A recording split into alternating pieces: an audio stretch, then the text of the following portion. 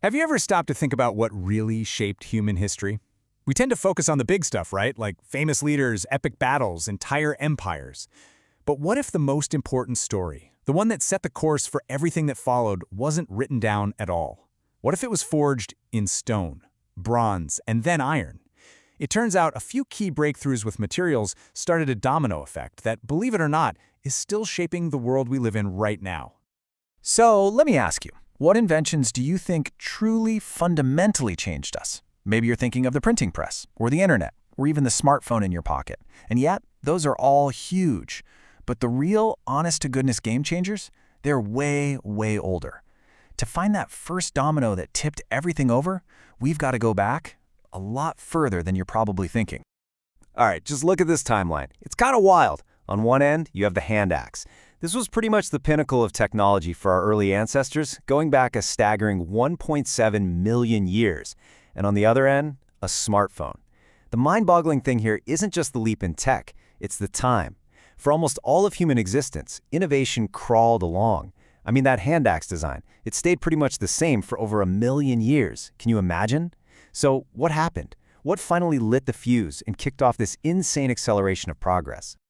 Well, it turns out, before we could even think about mastering materials, we had to master the land itself.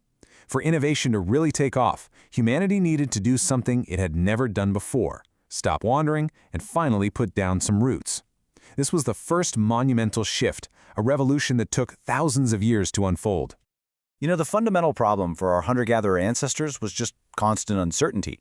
Every single day was about finding the next meal. The solution, of course, was agriculture, domesticating plants and animals. But here's the thing. This wasn't some eureka moment where someone woke up and decided to plant a seed. It was a really slow, kind of messy, gradual process of shifting away from foraging. It completely rewrote our entire relationship with the plant.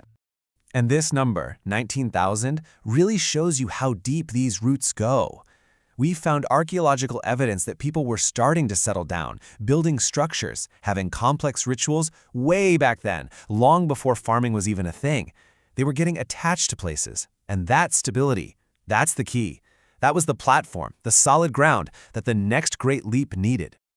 Okay, so this is where our next domino gets pushed.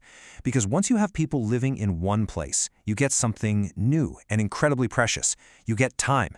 You get surplus time for people to just tinker, to experiment, to observe, and to specialize. And one of the very first things they turned their attention to were these shiny rocks they were finding, which kicked off the age of metals, starting with copper. But, of course, there was a catch. Copper was amazing, right? You could melt it, you could shape it. It was a total breakthrough. But it had one massive flaw, which our source material points out perfectly. It's just too soft. You can't really make a good, durable axe or a reliable sword out of pure copper. So here we are again, an incredible discovery that created a brand new problem to solve. And the solution was pure genius. It was an invention that would literally define an entire age of human history: the alloy.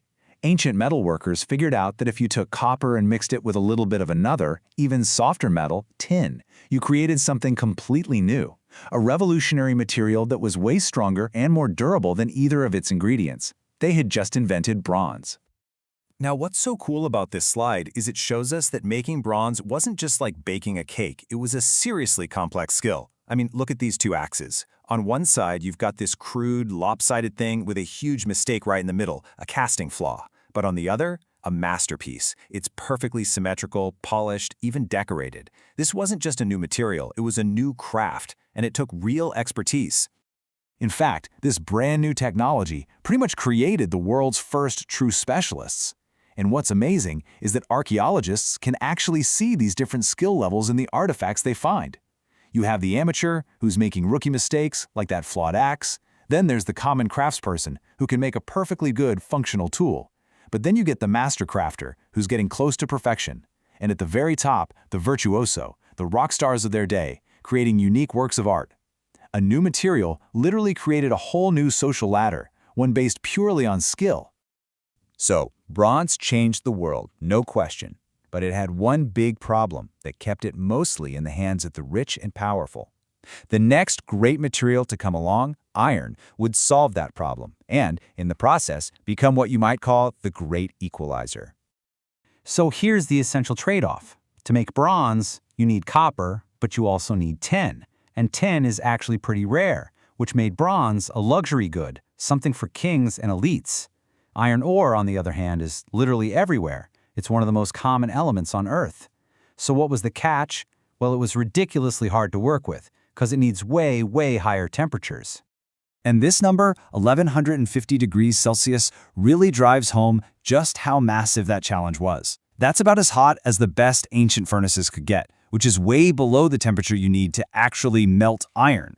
So you couldn't just melt it down and pour it into a mold like you could with bronze. You had to invent a totally new process, heating the metal until it glowed, and then just hammering it into shape over and over, a technique we now call forging. But once they cracked that code, the sheer abundance of iron changed absolutely everything. It democratized metal, putting powerful tools into the hands of the many, not just the few. Suddenly, armies could be bigger and better equipped. The Assyrians used iron weapons to build one of the most terrifying fighting forces in history. Empires could expand, and out in the fields, stronger iron tools meant you could grow more food than ever before. And right here is where we see that domino effect in all its glory. It's so clear, isn't it? Every solution just sets the stage for the next big thing. Settling down creates the time for bronze. The limitations of bronze push people to figure out iron, and the incredible strength of iron, well, that made entirely new inventions possible that you couldn't even dream of before. Just take the plow, for instance. The first version, the Ard, was really just a glorified stick that scratched the surface. It worked fine in the light, sandy soils around the Mediterranean, but it was totally useless in the heavy, wet clay soils of northern Europe. The invention that cracked that problem was the heavy plow. It was a complex machine, and its most important parts, the sharp blade to slice the earth and the heavy board to turn it over, they needed a material with the strength and durability that only iron could provide. And this single iron-powered invention literally turned the world upside down. It unlocked the enormous farming potential of Northern Europe, turning that dense, difficult clay soil from a huge liability into an incredible asset. Over time, the centers of wealth and power actually started to shift, moving from the south up to the north. Think about that. A new material leads to a new tool, and that new tool redraws the entire economic map of a continent. So, from the simple hand axe all the way to the heavy plow, the pattern is crystal clear. A new technology solves one big problem, but its very success creates a whole new set of challenges, paving the way for the next big leap. It's this incredible chain reaction, this domino effect, that has brought us all the way here to our modern, complicated world. And that just leaves us with one last thing to think about. As we keep innovating at this dizzying pace, what new problems are we creating right now for the future to solve?